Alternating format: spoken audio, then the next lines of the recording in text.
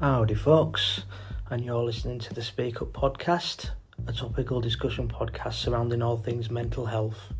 And I'm your host, Ashley, and in this episode 6, I talked to Bob Thompson, who is a Virginia, US-based realtor, so he's involved with real estate.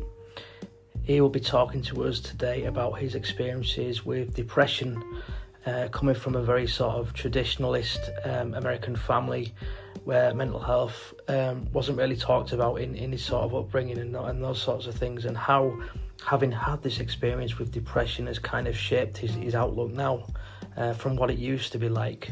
So we'll be talking about sort of attitudes around mental health from generational differences, what the experience was like for him and his family, and some of the things that have helped him, including having a positive mindset and things like that.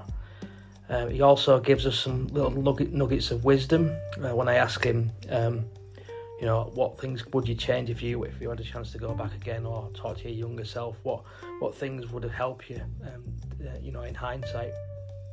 So there's that, and then he also talks about his what he's involved with outside of real estate, which he's involved with some small roles within film and things, which is really interesting. I really enjoyed talking to him about that. So he's been involved in some small roles within film and things.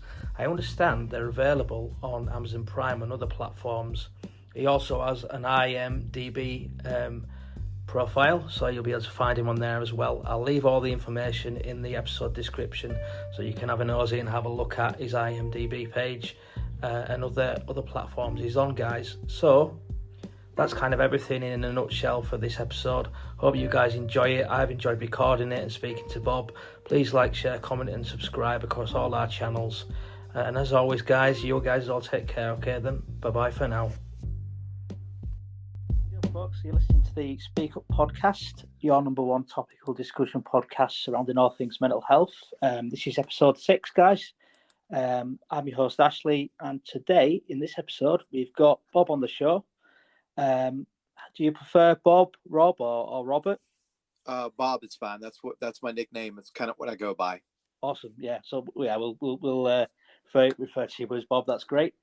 And Bob hails from the United States, Virginia, and he's a realtor. He's in real estate. And just for the purposes of listeners, we had a brief conversation last week, actually, just around what you wanted to contribute and that sort of thing. And we talked a little bit about depression and things like that, and the fact that you've had a few health problems that led on to that depression and things like that, and how it's affected you. From my point of view as a host, I guess I'm seeing it sort of from a men's mental health sort of point of view. So that's kind of like how I'm sort of seeing it, but obviously it's applicable to anyone. But I think it's really poignant and significant that obviously the form you filled in for the podcast, you put on there that a lot of men don't talk about their mental health, and I'm hoping that in this episode somewhere there'll be some nuggets of wisdom and give people that confidence to speak up, really, particularly men, in terms of mental health and stuff. So how are you doing? How are you doing, Bob? But now that I've introduced you, just wanted to see how you're doing, really, and how's things. I'm good. Working, doing my thing. It's funny that, as we talk about it, you and I had the conversation that most people kind of do, a bumper sticker thing on mental health, where they're just like, 5 of my friends will please post to mental health, but nobody really says anything. And it is tough. You kind of have a tendency, even myself at 50, as a grown man, I was talking to my father about, everything that had been going on. And it was tough to talk to him about it because he's my father, but he was, obviously very supportive, as I knew intellectually that he would be. But it doesn't make it any easier to talk about because you feel like you've, for whatever reason, you're not doing as well as you should be because you've had this issue and you're trying to come back from it. But it still is a tough topic to discuss and to be honest about, especially with those that you're closest with, Yep, absolutely. Yeah. It's a real sometimes they say that it's much better to talk to a stranger than it is to your own family sometimes with mental health and things like that.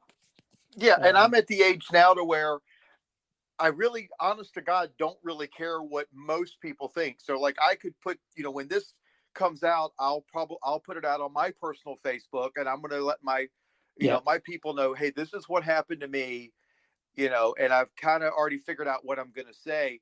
The only opinion that I really care about is there's probably about 10 people in the entire world that those are their opinions that are super, super important to me. And everybody else, it's kind of like, well, if you think I'm trolling for trolling for likes or clicks, that's fine. If you think I'm being genuine, that's fine. And if it's only 1 or 2% of that gets a little nugget out of it, or makes the decision to be honest with themselves or be honest with their family or whatever, then I've done my job. And if everybody else thinks I'm just being a quote unquote wimp or a sissy or whatever, then that's fine too.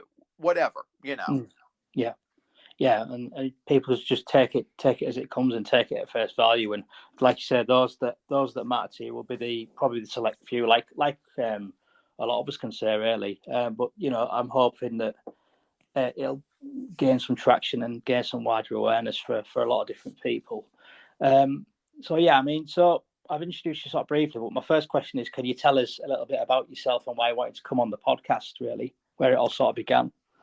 Okay. Like I said, I'm 50 years old. I've lived on the East Coast all my life. Standard quote unquote suburban childhood, nothing too crazy.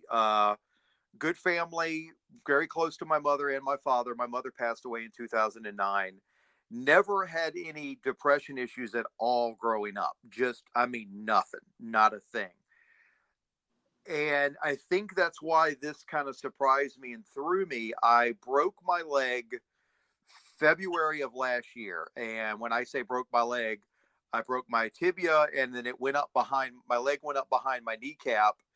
So I've got a permanent metal brace on the front and the back of my leg, with it, inside. So they had to have surgery. They pieced everything back together. And then in June, I had a TIA, which is essentially a form of a stroke. And that seemed to be kind of the beginning of the end, or the beginning of the downfall, to where I just got tired of being sick and tired. I didn't feel good. My blood pressure was up and moving and all over the place. And I had a quadruple bypass in 2018. So I've been dealing with the blood pressure issue, but things just got worse. And for whatever reason, I kind of fell into this thing to where I'll do it tomorrow. So I would literally sit around, I never felt like, removing myself from the earth. I wasn't angry. I wasn't, drinking a lot or any of that stuff. I would just literally sit on my lazy butt all day long, playing on the phone and promising myself and my girlfriend that I'll get to it tomorrow. That's literally what I would say day after day. I missed opportunities for business. Christmas time, I didn't go out. I didn't go to any, I typically get invited to a lot of clients, they'll do Christmas parties and friends and family and all of that. And quite honestly, it's fun. And then in my line of work, it's also important because you never know who you're going to meet. And I didn't do any of that. I just sat in the house, and I'm on the podcast because I think it's important. I think somebody like myself that almost had kind of a cynical viewpoint, kind of the traditional, okay, we'll suck it up and move forward attitude, because again, it had never affected me in any way, shape, or form. So it threw me for a loop. It really did, because I always felt like, I would be the last person to ever have that type of feeling or to be depressed. So that's really why I came on the podcast.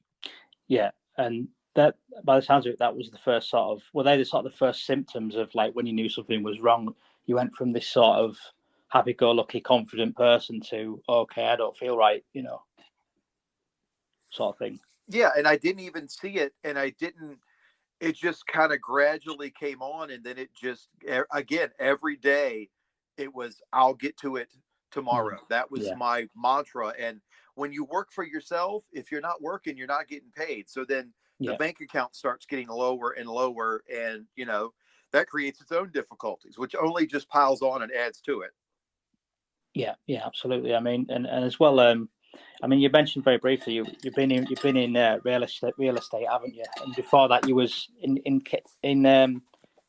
chemistry. Is that right? You worked Yeah, in the I was a chemist for 9 years, and I went full-time real estate in 2007. So I built my practice up. I do quite well. I'm quite proud of that. And at the end of the year, when I looked at the numbers, I have definitely dropped, in terms of production, income, everything. Yeah. Yeah. So you definitely knew that there's something wasn't quite right there in terms of like your productivity levels and things like that. What's the kind of biggest bit of advice you'd like to give to listeners who maybe might be reluctant to go to the doctor, or maybe might be a little bit stubborn, or a little bit sort of, oh, well, I can shrug it off? What would your advice be to them, having been through this sort of experience yourself? I would say, don't believe that it can't happen to you. And that's probably the biggest thing. And go and get the help. Like, I wish, and again, granted, I'm a hardhead, and there's very few people that I will take advice from. I'll be completely honest. And my father and one or two close friends are probably the three that I would seriously, that I will sit down and go, okay, well, if this person that I admire and respect is telling me this, then maybe I need to listen. I wish my girlfriend had almost done like an intervention. Now, again, I'm not blaming my girlfriend, because it's not her responsibility to do that. And she was talking to me about it, but knowing that I'm a hardhead, knowing that there's very few people that I will fully listen to, then if that had happened earlier, maybe that would have snapped me out of it. I don't have an answer for that. But I think the biggest thing is, don't accept that it can't happen to you, because it can, and it does, and it did. And, it threw me for a loop. It really did. And I think I probably could have gotten away with it to some extent if I had a regular job, to where I just had to show up and fake it for 8 hours. Yeah. But since I didn't have that option, it had hurt me all the way around. And then it just becomes a perpetual cycle, because you're not necessarily lying out of malice, and you're not necessarily realizing that you're lying, but ultimately you're lying to yourself, and you're lying to your partner with, yeah, I'm going to get to that tomorrow, or, yeah, it'll get done this week. And you're hurting everybody else around you, because at the end of the day, everybody else is also affected about how you feel and your moods. And you kind of have to think of other people than yourself sometimes. And I wasn't doing a very good job of that. Yeah, absolutely. And as well, it's like you say, it's really difficult for the person with like the depression, but also, like you say, the people on the outside of it. But at that time, you're not in the right mindset to think about outside of yourself, are you? So it's really difficult. And we mentioned as well, and we touched on it, that when you went through this, I know you've mentioned as well, you was on medication as well, but you said the biggest thing that helped you was like your mindset. Is that right? Yeah, I think, I did and I got lucky, and I can't say that I would have gotten over it if it had been the middle of the year or whatever. At the end of every year, I do a review, essentially a business review. How was my business for the year? And I generally keep up with that, but I kind of do what I would say a deep dive. Okay, where am I at? Where are my numbers at? And I'm typically in the top 5% in Hampton Roads, Virginia. So it could be top 1% one year, top 2%. It could be a hybrid mix of, okay, well, I was top 1% on listings and only top 3% on buyers, blah, blah, blah. Yeah. I dropped to top 20% at the end of the year. And then I went back and looked at my numbers. I'm like, oh, this is not good. And this is why. And I realized, then I started looking at stuff that I had dropped the ball on, and I missed opportunities. And that's really what kind of made me sit back and go, wow, I've got a problem, and I've got to fix this. And then I had a real heart to heart with my girlfriend, and kind of with myself, and just started to be honest and set new goals in terms of, okay, well, I'm not feeling good today. And then I'm telling my girlfriend I'm not feeling good, and this is why. and then trying to figure out how to work around that, or, okay, I just got to suck it up and keep moving forward, or at least talk about it and then make myself do what I need to do. Like I had a night where I was supposed to go to a real estate event that I really didn't want to go to, simply because I didn't want to leave the house. And I basically forced myself to do it. And I'm glad I did it. I got to meet some nice people. It was involving my own particular company. So it's important to get a little FaceTime every now and again. And the journey of doing it was worth it. By the time I got there, it was worth it, even though if it had been a month before, I would have just stayed home. Yeah. It's a strange one, really, isn't it? Depression, because I mean, even I sometimes can feel I could be sat in the house and I think, you know what, I'm not in the mood to do that, so I won't do it. But sometimes they say if you push yourself, and then you never know, you might feel good afterwards, and then don't wait to feel any better. Take the action so that you feel better afterwards, kind of thing. Yeah, and I'm definitely guilty of that. And I talked to a guy one day that's really into athletics and stuff, and he made the point: after a certain age, you're gonna feel hurt. You're gonna have aches and pains anyway. So you might as well get up and be active, because the classic, well, I'm hurt, my leg is hurting, or whatever the case may be, I don't want to exercise. And he made the point that again, after a certain point, you're gonna hurt anyway. So you might as well get up and exercise, walk, do whatever, and that helps a lot with mindset and stuff too. Yeah, absolutely. Yeah, and mindset as well is such a fundamental thing for mental health in general, and it's probably one of the hardest things, I would argue, as well. Because the last thing you want to do when you're feeling rotten is do those things that you should be doing, but it's pivotal to your recovery, I guess. Yeah, especially if you're not forced to. It's one thing if you've got to force yourself to go to work 8 to 5. I mean, the Lord knows that may even be harder to fake a smile with your coworkers for 8 hours than to have the option to just not go and do something, because quite honestly, there's really nobody can do anything about it. Because if you're an entrepreneur, if you work for yourself, to some extent, you can kind of come and go as you please. I mean, so, I don't know what's harder. I think both are very difficult. Obviously you're still going to make your money if you have an 8 to 5 and you're forcing yourself to get up and go, but faking and smiling for 8 hours can't be easy either, No, absolutely not. I mean, yeah, I can vouch for that too, definitely. So what, in terms of, I know we mentioned last time about you're involved in some filmmaking, or you have been, some small parts. Did you want to talk about that? Or?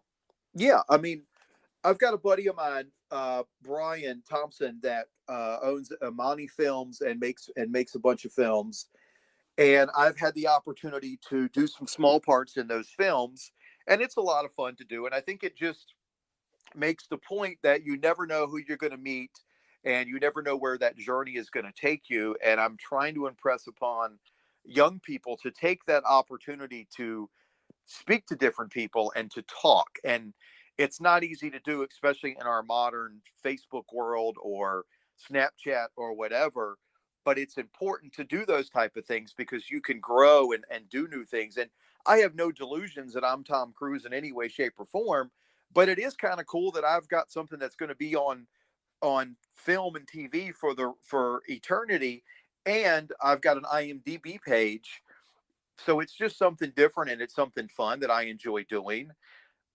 Yeah. But it's another part of life that's makes life fun, Yeah, it sounds really fun when you was telling me, and I thought that's great. That's what a great thing to to let your hair down and just have a bit of a fun and a bit of a goof around with it. It sounds really good. Yeah, and I'm just Brian's jack of all trades. So the same day that I could be filming something, he may need me to go run and get food for the crew, and I'm going to do whatever Brian needs me to do. It doesn't really make a difference. And I've even dressed up in the bear suit for a part, because he got the bear suit and found out it was too big or too small for him, and I'm shorter than him. So he was like, "Hey, I need you to do me a favor. Can you come on set and wear the bear suit?" I'm like, "Yeah, no problem. Whatever." I mean, it's a silly thing, but it's fun, and we just go with it. It doesn't make a difference. Yeah, it sounds like a really cool sort of like improv sort of role there. Really, it sounds really good. Um, is there anything coming up in that, or is it just as and when these sort of film projects? Have you got anything on the horizon? I've got a couple of things on the horizon that Brian's working on. Funny enough, I've put a film script together that Brian wants me to expand on. I sent it over to him and he reviewed it. And I was like, can you expand on this? He was like, I think you've got a great concept. I want you to try it and see if you can expand it yourself first. So I'm working on that, which, is interesting to do because it's not something I've ever done before.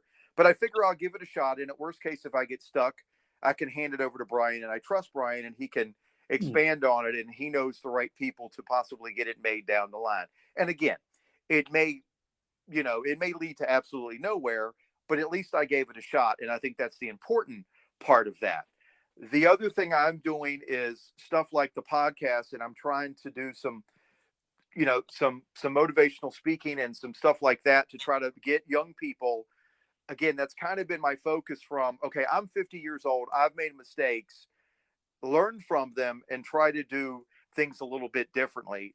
Talk and try to relearn that process of talking to people because it was important and it's the way things had to be done and it still fits. And I know that you and I had talked about, Brian runs Miami Web Fest and we had interns that were helping us with stuff.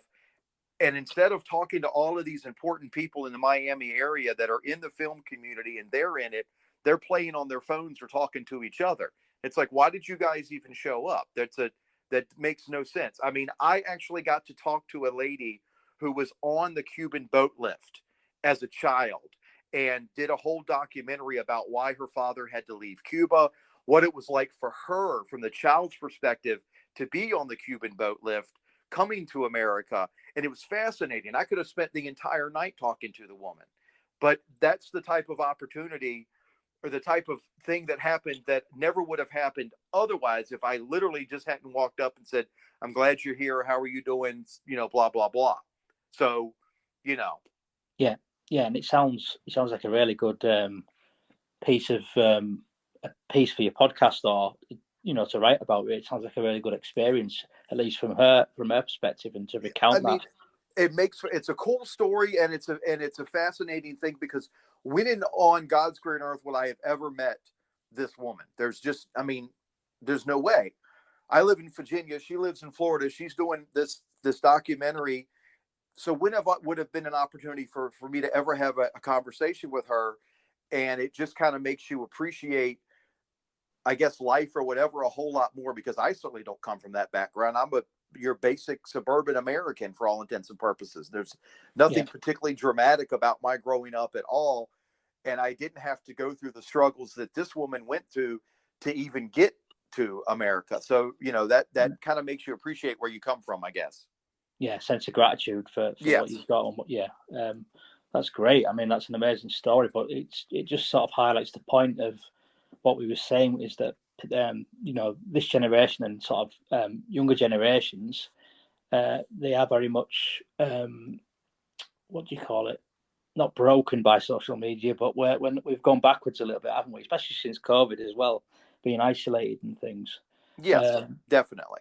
And I mean that was going to be my next question, but you've answered it. I guess it was what would be the biggest piece of advice you'd give your younger self if you could go back, or give to younger men? But you've sort of answered the question really. I would say two things. I would say for myself, not to, and we all do it, and I'm guilty of it. Make assumptions and assume that it can't happen to you. I think that's a big thing that even at 50, I had to learn the hard way. Yeah.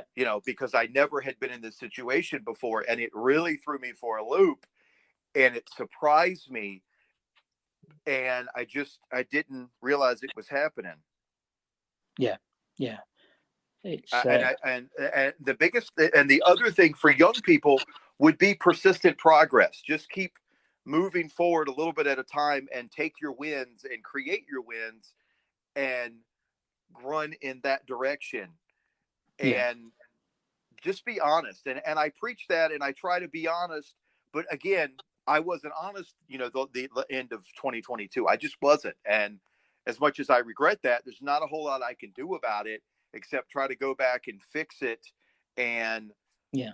make my apologies where they need to be and come out a better person over the whole thing and be more respectful of other people that have mental issues and things of that nature, because now that I've been there, I can't just assume that they're just don't want to get up. Yeah. And that's well, I mean, one of the reasons I started the podcast was basically because there still is a lot of sort of, I wouldn't say it was ignorance, but there's a different attitude between different generations, and I wanted to sort of raise that awareness and get it out there that sometimes it can be like a like a chemical imbalance, and sometimes it can be motivational. It couldn't be a combination of the two, but I think as well, it's really important to have different people's perspectives as well, especially your perspective, in that it's quite unique. You're much older, and we've got, probably got a lot more wisdom than me, for example. But what gets Bob through the tough times? Is it faith? Is it religion? Is it something else? Is it just ambition? Is it retirement? What would you say it was? I think it's a combination of obviously the timing, the end of the year, so I had a chance to really look at everything. I think the other thing for me that works well is I enjoy music, so I like powerful, uplifting music, and it can be any genre, but I don't like to be around a lot of negative people. I don't want that negativity in my life. I don't want to listen to negative, my life sucks music. I want to listen to, I'm going to persevere. I'm going to make it through. And I guess because we are in such a visual medium now, it's almost silly, but I like watching like the little promo clips, like in Rocky Balboa, where he's like, life hits you hard. It's not how hard you get hit. It's how hard life hits you and you don't get back up. That's what counts. So stuff like that. Yep. I grew up listening to Les Brown and stuff like that, and that's very important. And I think that definitely affects your mindset. I think the biggest thing is not to be around negative people and negative thinkers to where boohoo, everything sucks. That just doesn't do any good. And I don't want to waste the emotional capital to fight through all of that. I'd rather just move away from those type of individuals or move away from that noise, because let's be honest, I can't fix that noise. No. I don't involve myself so much in the day-to-day drama of what's going on in the world, because whether I like it or not, I can't fix it. So I can't spend my time and energy digging into a crisis overseas somewhere, because quite honestly, I can't fix it. Nobody cares what Bob Thompson really thinks. Heads of state aren't calling me to solve their problem. So I can't waste my emotional time and capital on solving that problem. I got my own problems I've got to solve, and I've got to stay focused on my task and my family and things of that nature. Yeah. And that's really a useful perspective you've just drawn out there, in that we've got to be realistic, haven't we? And just think to ourselves, what can we solve? What's realistic? Don't waste your time worrying about the wider world. Worry about your own sphere in the world, your own place in the world. Yeah, I mean, passion is important, but at the same time, be passionate about the things that make a difference and matter. And we all know people, regardless of what side of the coin there are, the uber liberal will say that constantly spouting about, politics, and also on the other end, the uber conservative that's constantly spouting about politics. And it's basically becomes a situation where you're not going to magically change my mind. My opinion is my opinion. So why are you spending, all this time on Facebook and Twitter spouting your views and doing this, regardless of what your view is? You have a right to say that. But dude, go spend some time with your children. Don't, spend 8 hours a day on Facebook telling me that I'm wrong or telling me that my neighbor is wrong, when it's all an opinion most of the time. And again, you're not magically, it's like somebody coming to my door preaching a different religion, and I'm going to magically flip flop and be like, hey, this is a great idea. I love this idea. I mean, I get your passion and I respect it. Like in my country, you know, the Mormons will run around and kind of do their thing. Nothing against Mormonism. It's your religion. I don't have a problem with it. But, you know, there's a, you know, and I respect the passion and the willingness to do that. But 9 out of 10 times, if I'm a devout Christian or Jewish or Muslim or whatever, you come to my door, I'm not going to magically just flip flop to your religion. That just doesn't make any sense. Yeah, you know, it's when crazy. there's so many other great things you could be doing in the world that isn't a bumper sticker. And that's, I think, a lot of our problem is we have a tendency to bumper sticker things where we do the, like you and I talked, we do the thoughts and prayers. Okay, well, that's nice, but that doesn't really do anything at the end of the day. It's not accomplishing a goal. It's easy to say, let's give it up for mental health awareness, but nobody actually talks about when they have an issue. That's the thing. Yeah. That's the big crux of it, isn't it? Yeah. Yeah. And they're never going to stand. Nobody wants to stand up and say, okay, I, Bob Thompson, had an issue, or I, so-and-so. Even folks that have and I don't want to say right, but folks that have PTSD from bad childhoods or war or whatever, those people have every right to be proud of what they've accomplished, and they have a right to have that trauma or they've earned it, right, wrong, or otherwise. And it sucks, but it's true.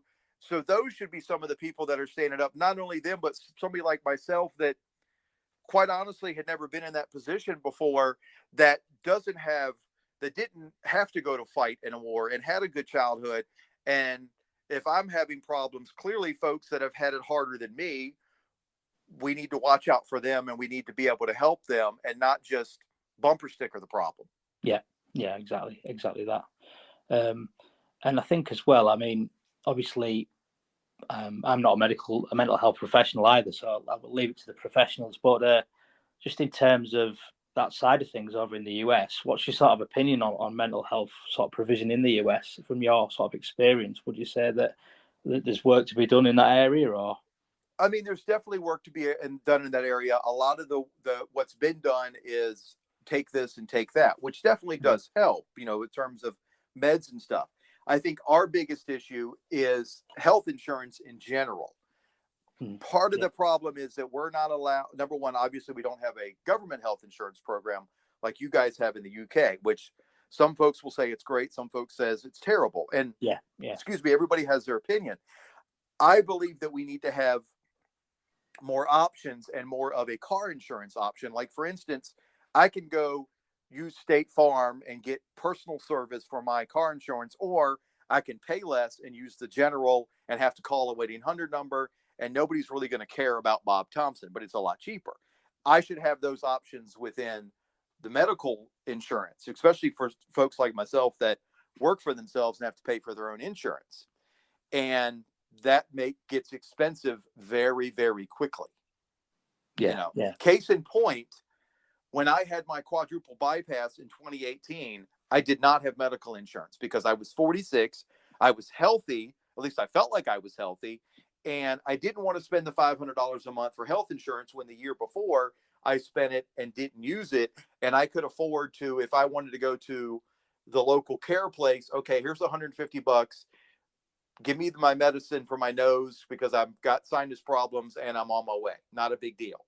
So I didn't have health insurance when I had my first heart attack. And at that point, I couldn't get health insurance for a while. So I had the second heart attack, and then I had the quadruple bypass. At one point, I had a $600,000 medical bills total.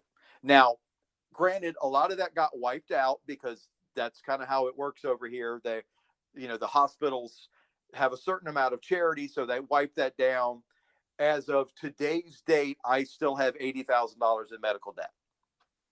And all of it stems from 2018 and from the second heart attack and the the first heart attack, partly the second, and of course the quadruple bypass. But at one time, it was over $600,000. Like, I got a bill for $360,000 and I laughed because it was like, okay, yeah, that's going to happen, you know? Yeah. Wow. Yes, I'm speechless. That's a lot. That is a lot. That's way a lot. And I make good money, and that's a lot. Trust me, that's a way lot. I mean, you know. It's ridiculous. Definitely. And there's a lot of people that get that end up in that situation. And I've worked a lot with foreclosures and short sales on the real estate end.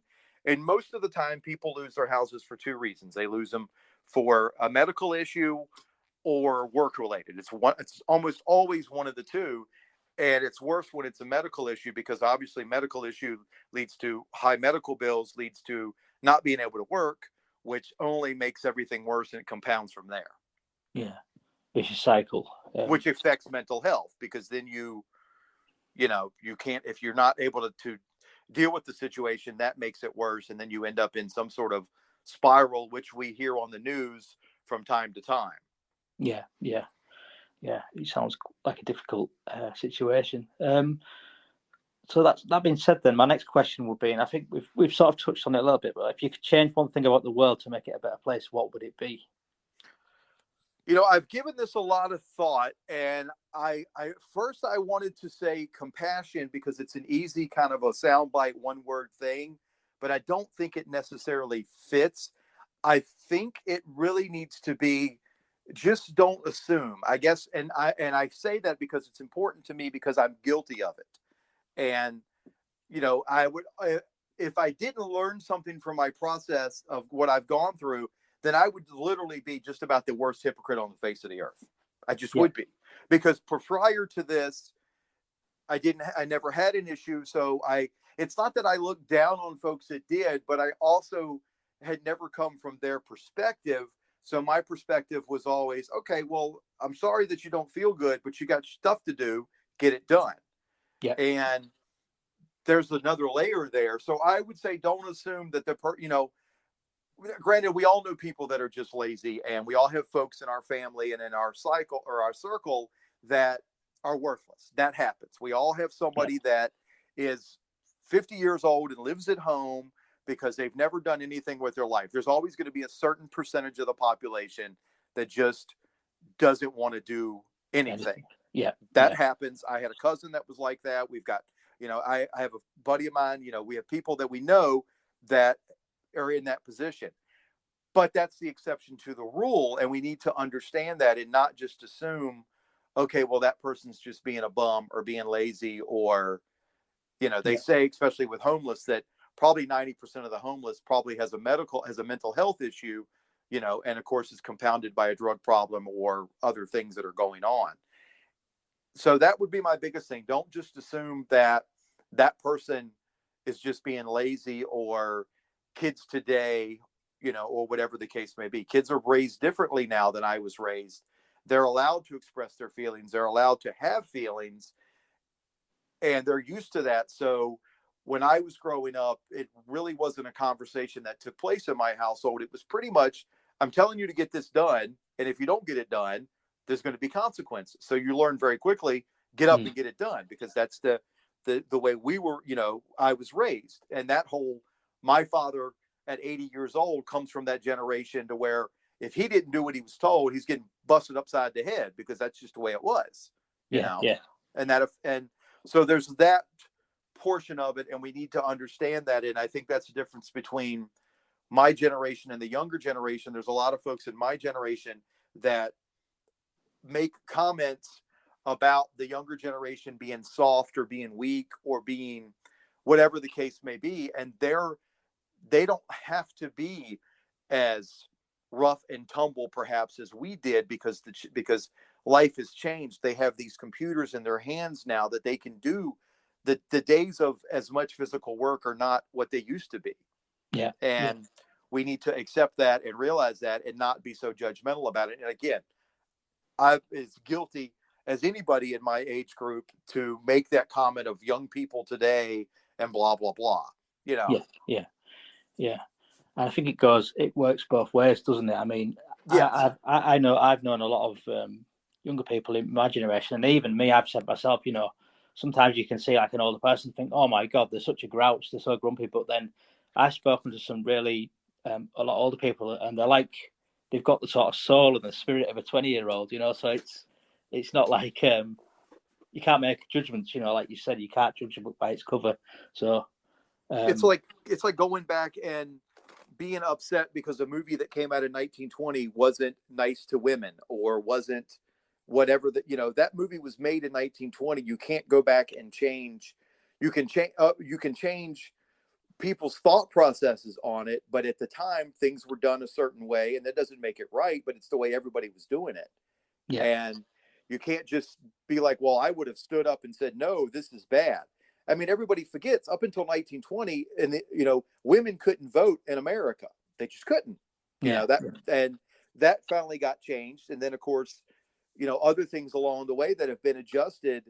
It's hard to expect an 80-year-old man. And my father's always been fairly progressive because he was in the military, so he understood that people come from different backgrounds, and we were always taught to love and respect everybody.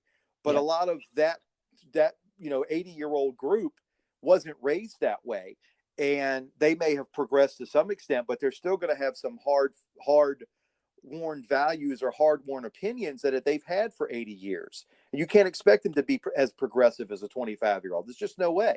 It's impossible. You've got years of training and upbringing that is thrown into that mix compared to now that, be happy that they understand things. And at the end of the day, progress is made incrementally. And then you wake up one day and things are better, and things are already better than they were even 30 years ago. Yeah. And they continue to get better. Yeah. Is there anything you wanted to add? Anything before we sort of bring things to a close? God, I hate when I say the word and I'm still trying to not do it as much, but I do it all the time. I think the biggest thing is just be honest. Just be honest. I mean, and I try to do it in my day-to-day with my real estate, with my life, and just be honest. If you're having a crap day, tell somebody tell somebody that you can rely on. And it's not easy. I'm not going to pretend that it is. I was talking to my father yesterday because I'm still having some health challenges, and they quite haven't figured out what's wrong with me completely. And it gets frustrating. And in most of those situations, if I'm talking to somebody, I'm going to be very stoic about it or be very upbeat about it for whatever reason. Maybe it's just me. But with my father, I almost was in tears yesterday over it, because at least because I know I can be vulnerable with my father, and he encouraged me, and he, understood it and never made me feel that I was being weak or whatever. And again, not everybody's parents are like that. And I know I've been blessed in the father and mother department. I'm fully aware of that fact, and I wear that as a proud badge. But be honest and find at least one or two, even if it's somebody that you don't know. I mean, they got all these programs on the web now. They have so many different options. You can text with different people about your mental health condition. So even if you don't want to speak to somebody that or you don't want to appear weak in front of your group, or if you're out at the in my case the bar, in your case the pub, you can find people online, and nobody even has to know who you are. And I'm always one of those people that's like, okay, use the tools that you have available. And even I didn't follow my own advice on that one, and I wish I had done it earlier.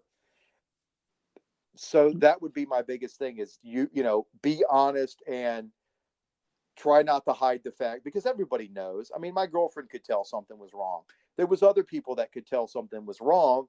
Yeah. And the signs are there, especially if it's hurting your income and people can see that. So you might as well just get it out in the open and admit it. Yeah, absolutely. I mean, it's number one, isn't it? And that's the hardest part, is being honest, like you say, and being honest about those problems. But once you do, it becomes a lot, easier, not completely solved, but, easier to bear the load. Yes, because you can carry the burden, because other people are helping you carry that burden, and they're checking in on you, and they're making sure that you're okay. And there's nothing wrong with that. And that was a hard thing for me to learn and accept. And, and I think that's important for people to understand, and and again, I have I couldn't imagine being in a situation to where you don't have the luxury of being depressed, or you're in a situation where you've got to take care of everybody else, or you're a mother of 4 or 5, or you're working 100 hours a week with 3 jobs. So I had it better than most, and I still got kicked in the head. So I can't imagine what it would be like to be in a situation to where it's even worse for a lot of other people and still have to fight through that. Yeah, it would take a lot of emotional energy, wouldn't it? Yeah, so it's just in terms of just backtracking, really. You mentioned about the film thing and stuff. Is there anywhere people can see your? Are you happy for people to see your films and things? Are you happy to Yes, share? actually, they can. They're typically on Prime Video or Tubi. Most of the streaming services. You know how that goes nowadays. Yeah. The two biggest things would be there's a series, Thanksgiving with the Carters 2, Second Helping. I've got about a 5-minute spot in that. I'm comic relief, and I play the bear in that film also. So I have 2 parts. I'm very proud of that. I'm a multi-talented actor, let me tell you. Yeah. And the other one would be Christmas with the Carters, which came out in December of last year. And again, I have like a 5-minute part in that. But again, I'm essentially comic relief. I'm basically the quote unquote token redneck in the film. Which I'm fine with. And I let my hair grow out, and my beard was all scraggly, so I fit the part. And again, Brian's like, "Can you do this part and act like a fool?" I'm like, "Of course I can. It's it's what I do." Yeah, that sounds really really fun in that, and I'm sure hopefully some listeners can have a bit of a light-hearted laugh at that, and it might lift some spirits as well. And I'm certainly going to have a look. I've not had a look yet, but I will have a look after this recording. Please do, and anybody can always reach out to me, and I think you've got the usual. I'm on the usual sites of LinkedIn and Facebook and all that, and yeah. I'm not afraid to call me. I don't really care. I mean, I'll answer and talk to you on the phone, regardless of where you are, where you're from. I have no problems with that. Obviously my phone gets turned off at night at a certain point, but I have no problems with that. And it's funny, I've done real estate podcasts, and I've had real estate agents reach out to me and go, "Hey, I really appreciated your advice." And that's a good feeling. I mean, granted, it's an ego stroke. Let's not kid ourselves, but it's also cool knowing that my words got through to somebody, even if it was real estate related, and they got one little nugget out of that and had the decency or were nice enough to follow up with a simple Facebook message of, "Hey, I really appreciated what you said. That was really good. Can we connect on the socials, or can I ask you some questions?" So I have no problems with that. If somebody wants to reach out, I mean, I kind of live my life as an open book and with honesty, because again, if you don't like it, you don't like it. I'm okay with it. Yeah. Well, that's great, and I'm sure hopefully they'll listeners, they'll follow you up on that, and and check you out and stuff. But it's been great talking to you. So it's Robert Is it Thompson? Is that right? Yes, sir. Mm-hmm. Robert Thompson. Yeah. So I've just been talking to Robert Thompson there, who's been talking about his sort of experiences with depression, and what sort of led up to that, and the whole sort of journey from top start to finish and things. And did you say as well, Bob, that you're on the mend now? You're on the up, or is it still?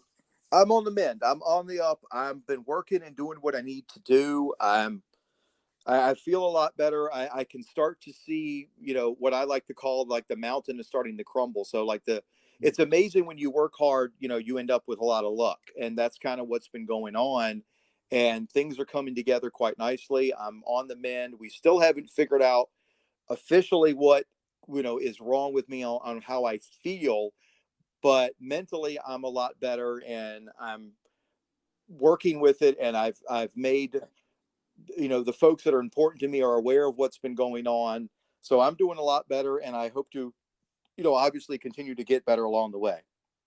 Well, that's great news. That you are sort of, albeit not out of the woods, you're sort of on the right path. But yeah, it's been lovely talking to you. So yeah, that just again, I'll just reiterate, that was Robert Thompson, who's a realtor from Virginia.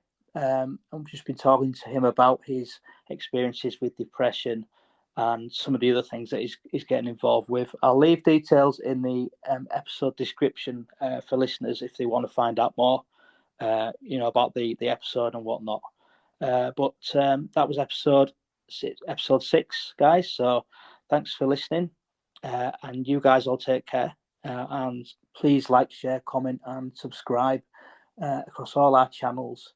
Thanks for coming on, Bob. Really appreciate it. I had a good time. I appreciate your time, and I wish the best to everybody out there. You just listened to episode 6. This is the Speak Up Podcast, episode 6, with Bob Thompson, a Virginia, US-based realtor. So he's involved in real estate, and he's been talking about his experiences with depression, coming from a very traditional family. And so mental health wasn't really, talked about as such, and the general sort of consensus was kind of like, pull your socks up kind of thing, get on with it, and power through it sort of thing. And so he was talking about his experiences with depression, and also about how it's kind of shaped his outlook now, having had the experience, sort of before and after sort of comparison, really, chronicling his experiences with depression. He also talks about some things that he's involved with outside of real estate. He's involved in some small roles in film, in some of his own circles, and he's got an IMDb page, guys, so it's well worth checking that out. I understand that some of the films are on Amazon Prime and other platforms, so it's well worth checking those out. It should be good fun for you to check those out. I'm going to check those out as well. Really, really good to hear about that. And it's really good as well from a therapeutic standpoint, because I always say, guys, do more of what you enjoy in life, and take the sting out of things and the seriousness out of things, and that's the good thing about these sort of things. So that's kind of it for this episode 6. Look forward to having you in episode 7, guys. Please like, share, comment, and subscribe across all our channels. And as always, thanks again, guys. You take care.